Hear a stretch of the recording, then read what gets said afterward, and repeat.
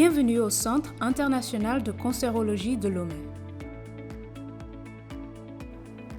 Je suis Nicole Deboué, secrétaire au Centre de radiothérapie de Lomé. Pour le parcours du patient, voici ce qui suit. Lorsque le patient vient, on le reçoit au secrétariat. Il y a un bureau aménagé spécialement pour cela. On reçoit les indications du patient, c'est-à-dire son nom, son âge, sa date de naissance, l'adresse également, ainsi que tous les examens qu'il a déjà faits au préalable. Ces résultats d'examen sont scannés et mis dans un dossier créé que le médecin aura à consulter par la suite pour avoir toutes les informations relatives au patient. Donc vous avez le docteur Diakité Adama, radiothérapeute oncologue, directeur médical du centre de radiothérapie de Lomé. Le médecin, quand il reçoit le patient, il fait d'abord une consultation médicale. Comme toute consultation de médecin, c'est l'interrogatoire, l'examen physique. S'il y a des examens paracliniques à demander, il le fait. Après, on pose le diagnostic. Si c'est vraiment un cancer, il doit toujours y avoir la preuve histologique, c'est-à-dire l'examen anatomopathologique. Donc, si on pose le diagnostic, après, on va prescrire le traitement du patient. Donc, la prescription de radiothérapie, c'est quelle dose de radiothérapie, c'est quelle fraction et quel est l'étalement du traitement. Donc, après cette prescription, on va donner un rendez-vous de scanner dosimétrique ou scanner de centrage. Je suis Afo Mawado, je suis technicien de radio et nous recevons les patients lorsque ils ont consulté le médecin et ils nous viennent pour un scanner de centrage, un scanner de repérage. Quand nous les accueillons, nous les mettons dans une cabine pour les rassurer. Nous les rassurons et nous les mettons en confiance, nous leur expliquons le déroulement de l'examen.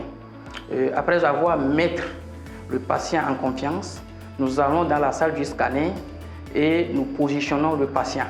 Le positionnement est très important parce que ce positionnement nous aidera ultérieurement au traitement. Le même positionnement au scanner sera le même positionnement au traitement. Nous positionnons le patient selon les examens demandés. S'il s'agit de l'encéphale ou s'il s'agit de l'ORL, nous utilisons les masques. C'est un matériel de contention pour immobiliser la tête du patient. Et ces masques nous permettent aussi de mettre 3 points de tatouage. Et ces points sont des points de repère qui nous aideront aussi au traitement après. S'il s'agit par exemple du pelvix, du bassin, nous faisons 3 points de tatouage sur le patient, 2 points latéraux et 1 point médian. Et ces points de tatouage sont sur le patient, c'est de petits points qui sont sur le patient lors du traitement. Quand nous faisons ces points de tatouage ou ces points de repérage, nous centrons le patient sur la table avec les lasers externes. Et après avoir centré ou fait le centrage, nous avançons la table avec le patient dans le gantry, dans la machine, avec ces lasers internes. Et quand nous faisons le positionnement avec le centrage, nous réalisons les examens, c'est-à-dire nous prenons les images. Après avoir pris les images, nous exportons ces mêmes images au médecin et au physicien. Le médecin qui essaie de faire le contourage à son niveau et le physicien fait la dosimétrie. Et après le scanner, après avoir pris les images et l'exporter, nous donnons au patient un planning de traitement. Ça y est, un papier sur lequel se trouvent ces rendez-vous. Là, un scanner lui est fait et ensuite un programme lui est remis avec une carte. Cette carte servira pour badger lors des différents jours pour du traitement. À chaque fois qu'ils viennent, ils badgent sur l'un des panneaux présents. Il y a un panneau pour badger afin d'aller voir le médecin et un autre pour badger afin d'aller en traitement. Donc, lorsque le patient vient badger pour celui du médecin, le médecin sait déjà au préalable que le patient est là et qu'il voudrait le voir. Ou bien si c'est pour le traitement, il badge sur le panneau qui sert à cela. Alors, les manipulateurs sauront que le patient est là pour son traitement. Donc, après ce scanner de centrage, les images sont envoyées sur la console du médecin qui fait l'étape de contourage. Donc, nous sommes maintenant dans la préparation du traitement de radiothérapie. Le contourage consiste à dessiner tout ce qui concerne le volume cible, le volume à traiter, mais également les organes à risque, c'est-à-dire les organes qu'il faut préserver lors de la radiothérapie. Après cette étape de contourage, le médecin envoie les données chez le physicien qui fait ce qu'on appelle la dosimétrie ou la balistique. My name is George Felix Akwa and I'm the medical physicist for Center Radiotherapy of Lomé. We have two kinds of treatment planning system here. The first one is known as ACPlan, and it does what we call automated contouring. So it means that it is a form of machine learning. A lot of data has been fed into the system. So when we load the CT scan into the system, the contouring is done automatically. So the doctor then have to come and draw the target that he or she wants to treat for the patient. When that is done, then it has to come to physics.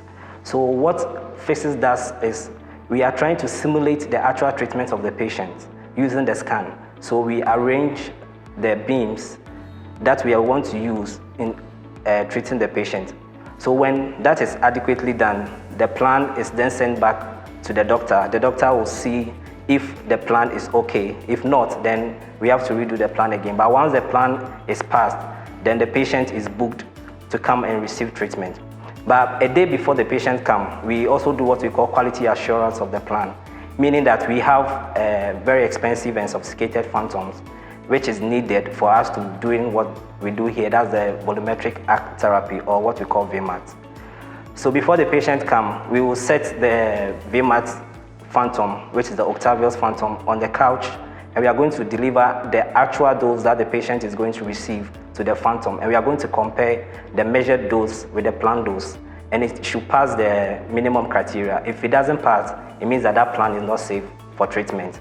So when that is passed, then the patient is called to come for treatment the next day. Moi, on m'appelle Fabrice Hassan.